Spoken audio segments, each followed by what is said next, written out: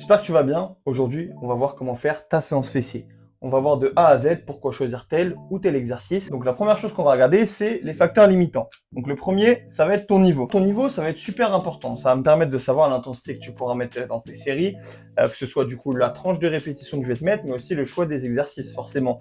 Parce que si tu as un haut niveau, c'est-à-dire que tu es intermédiaire avancé, tu es censé avoir une bonne technique. Donc ça, tu vois, ça va être le deuxième point. La technique, même si en vrai je le mettrai en premier, mais les deux ils sont concordants, ils vont ensemble. Donc ta technique. Ta technique, ça va être lié à quoi? Ça va être déjà, est-ce que tu sais bien faire l'exercice, donc ce soit les squats, etc. Mais ça va aussi être, est-ce que tu sais gérer ta respiration, ton gainage, le gainage que tu vas devoir faire devant les exercices. Ce gainage et cette respiration, elles vont pouvoir aussi répondre aux problèmes des lombaires. Donc savoir si tes lombaires ils sont protégés ou pas. Ça peut être une piste, ta technique et ta respiration, pour savoir si tu arrives à protéger tes lombaires. C'est pas la seule piste, il peut y avoir un autre facteur limitant qui est dû à un manque de renforcement de ta zone lombaire, donc de tes érecteurs du rachis. Ensuite, ta morpho-anatomie, ça va être super important parce que parfois, tu as une morpho qui est faite pour avoir des grosses cuisses et donc il va falloir essayer de trouver une sélection d'exercices dans lesquels tu limites ta flexion de genou. Enfin, tes objectifs. Tes objectifs, eux, ils peuvent être liés à plein de choses. Ils peuvent être liés aussi à ton âge. Et là, tu vas me dire pourquoi je te parle d'âge. Et bien peut-être qu'à un certain âge, on va limiter certains exercices pour éviter les blessures. Attention, pas de kinésiophobie. Il n'y a aucun exercice qui peut être mauvais. Mais maintenant, si tu juste dans de l'entretien physique, le bénéfice-risque, il va être à évaluer. Donc dans cette vidéo, tu l'auras compris, le but, c'est pas que de te donner un plan. ChatGPT, il est capable de t'en donner des plans. Mais c'est de comprendre est-ce que le plan est fait pour toi et quelle sélection d'exercices tu vas devoir faire. Donc, ce qu'on va faire, on va travailler sur deux plans différents, avec deux niveaux différents et deux contraintes différentes. Maintenant, il y a plein de possibilités, il va falloir essayer de personnaliser avec les infos que je vais te donner. Et si tu as besoin d'aide, tu peux toujours me solliciter en DM afin que je puisse voir si je peux t'accompagner dans tes objectifs. Plan numéro 1, alors homme ou femme, on s'en fiche. Je sais que la plupart du temps, les mecs, ils vont esquiver les séances fessiers, mais il faut les travailler. Mais donc là, on s'en fiche, homme ou femme. Donc on va être sur une personne débutante, qui a peu de technique, qui a du mal à ressentir son fessier, et elle a peur des squats. Alors j'ai fait exprès de mettre ça pour vous faire comprendre que je ne dis pas et je ne dirai jamais que le squat c'est pas un bon exercice pour avoir des fessiers. Maintenant, il y a toujours du contexte à prendre en compte et s'il faut s'en passer, on pourra réussir à s'en passer. D'accord? Donc, là on voit qu'elle a peu de technique. Forcément, c'est lié au fait qu'elle soit débutante. Elle a du mal à ressentir son fessier. Ça, il peut avoir deux axes de pensée. Soit c'est parce qu'elle a peu de technique. En général, chez les débutantes, ça va être ce qui va primer. Soit vraiment, morphologiquement, elle est faite pour avoir des grosses cuisses et peut ressentir ses fessiers. Auquel cas, il faudra adapter avec des exercices avec peu de flexion de genoux. Ok? Ça, on va pas le faire parce que c'est un peu trop poussé. On le verra peut-être dans une prochaine vidéo. Mais donc, nous, ce qu'on va faire, c'est peu de technique, du mal à ressentir. C'est parce qu'elle est débutante. Elle a peur des squats. Donc maintenant, avec tous ces ingrédients, à moi de cuisiner votre séance. Donc maintenant que j'ai les points de connaissance que j'ai besoin pour cuisiner ta séance, ce qu'il va me falloir, c'est rajouter des épices. Les épices, ça va être quoi? Ça va être les contraintes qu'il va falloir imposer à tes muscles. En gros, pour prendre du muscle, et ça je rentrerai pas trop dans les détails parce qu'il faut que ça reste quand même un petit peu abordable, mais c'est que tu utilises différentes tensions lors de tes exercices. Le plus important, ça va être la tension d'étirement, hop, celle-ci, et le reste, ça va être la tension de contraction. Donc, ce qui veut dire qu'en gros, le point le plus dur dans le mouvement, c'est le point où soit tu es en étirement, soit tu es en contraction. Exemple, un hip thrust, le point le plus dur, c'est quand tu remontes, donc c'est de la contraction. Et un squat, c'est l'étirement. C'est l'étirement qui est le moment le plus difficile.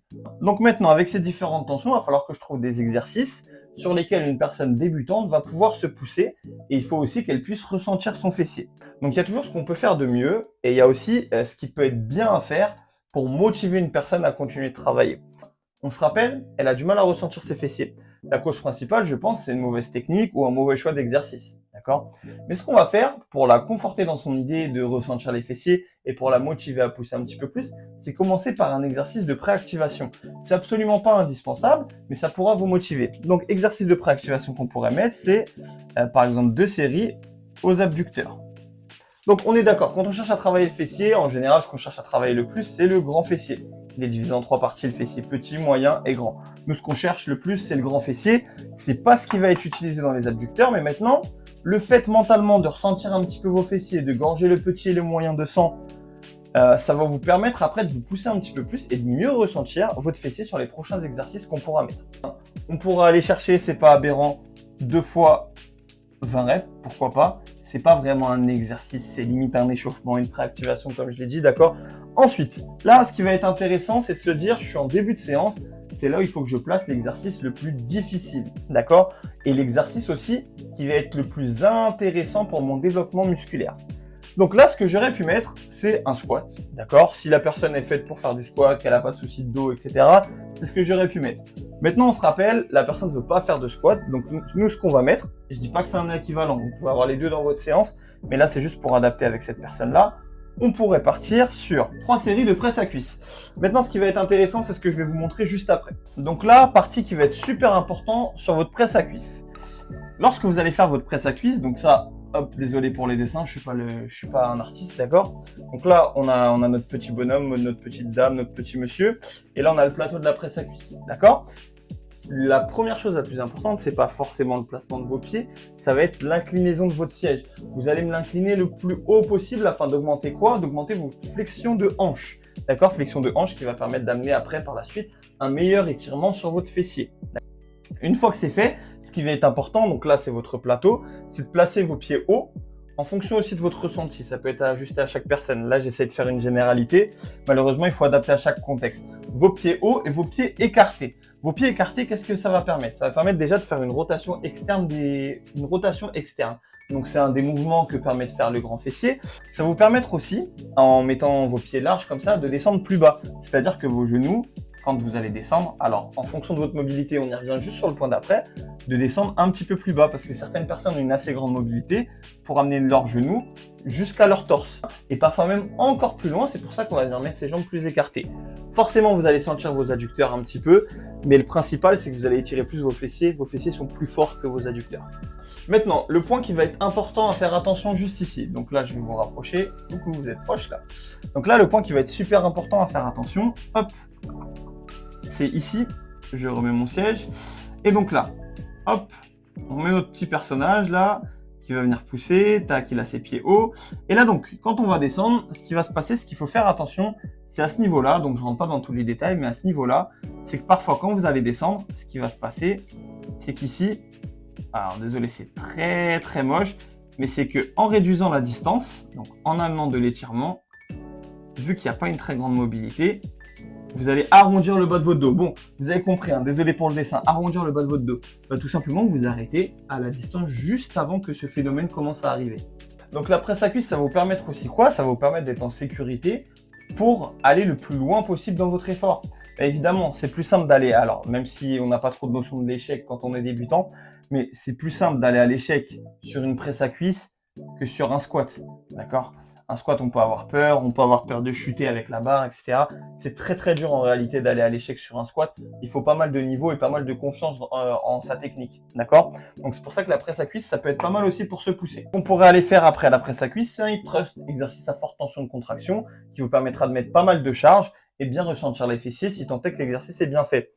Ensuite, dernier exercice qu'on pourrait rajouter après ça, kickback, forte tension d'étirement. D'accord, si tant est qu'il est fait à la poulie, évidemment. Ce qui pourrait être intéressant aussi dans votre placement, ça on le verra aussi dans d'autres vidéos, j'essaie de vous apporter le plus de connaissances possible, c'est au lieu de faire votre kickback sur une trajectoire linéaire et droite, c'est de faire une légère rotation externe avec votre jambe et de partir un petit peu plus sur le côté, ce qui vous permettrait de recruter un petit peu plus le grand fessier, comme on a dit, son rôle est aussi un rôle de rotation externe, en plus d'une extension de hanche. On pourrait rajouter un petit peu sur les muscles postérieurs, donc ce qu'on pourrait faire, c'est pourquoi pas, hop, du leg curl, assis. Donc à la fin de notre séance, ce qui nous fait sur le fessier 9 séries, d'accord? Donc 9 séries, ça permettrait quoi? Ça permettrait tout simplement de replacer une deuxième séance avec un focus fessier, afin d'avoir un total d'une quinzaine à une vingtaine de séries sur votre fessier sur la semaine. Maintenant, deuxième possibilité, j'ai aucun problème ni de genoux, ni de quoi que ce soit, j'ai fait un bon échauffement, je suis prêt, et j'ai un petit peu plus de niveau pour venir assumer une séance. Voici ce qu'on pourrait faire comme séance pour travailler son fessier. Donc, on commencerait tout simplement par 3 séries de squats.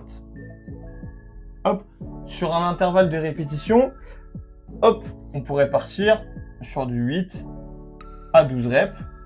Ça fait un intervalle de 4 répétitions de différence, ce qui nous permet de laisser le temps à une progression, à une surcharge progressive. Deuxième exercice, on pourrait partir sur 3 fois hop, de la presse, un exercice à chaîne fermée.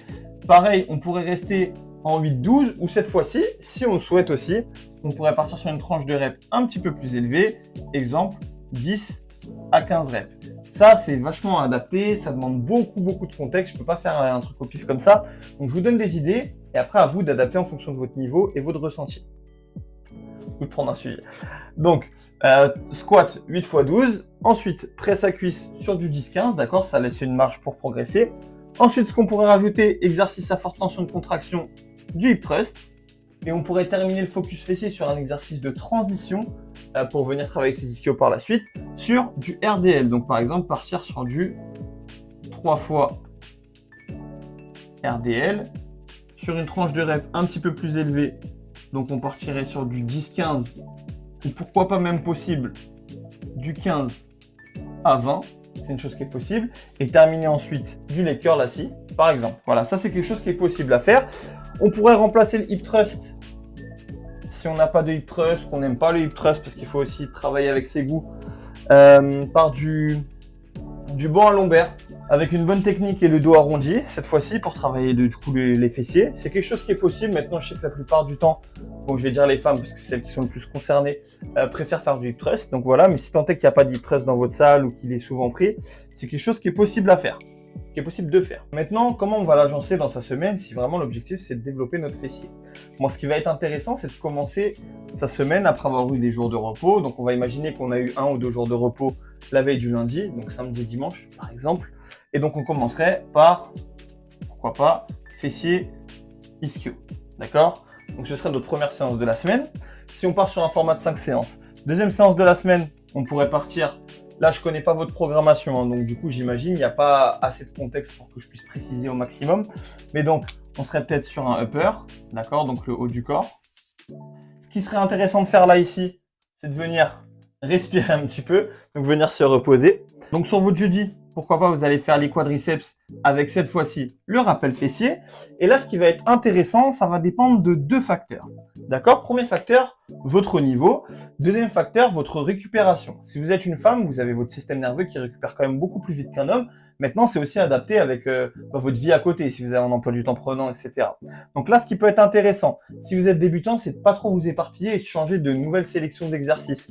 Donc pourquoi pas récupérer 2 exercices qui seront un petit peu moins nerveux que de refaire forcément un squat. Et ben pourquoi pas partir sur le hip thrust, c'est un exercice que la plupart du temps vous aimez bien. Avec à la suite, on va dire un kickback. Kickback, hop, on va mettre hop, KBP, donc kickback à la poulie. Désolé, j'avais un peu de mal. Donc un kickback à la poulie, pourquoi pas. Et donc le vendredi, un repos. Et le samedi, ce qu'on pourrait faire, c'est soit reprendre un upper plus les ischios, soit juste si vous cherchez à travailler un petit peu votre dos pour avoir un certain esthétisme, chacun choisit ce qu'il veut, votre dos plus vos ischios. Si la récupération le permet. Sinon, on déplace cette séance au dimanche, puis on prend 2 jours de repos, et cette fois-ci, on rattaquerait au lieu d'un lundi, un mercredi. D'accord? C'est quelque chose qui est possible. Là, c'est un cycle d'entraînement sur 8 ou 9 jours, si je dis pas de bêtises. Maintenant, si on cherche à faire rentrer ça sur une semaine, c'est possible aussi, mais ça demande plus d'ajustements sur le volume et sur la fréquence. Enfin, un dernier point qui est super important, si tant est que vous avez une bonne technique, n'ayez pas peur de charger.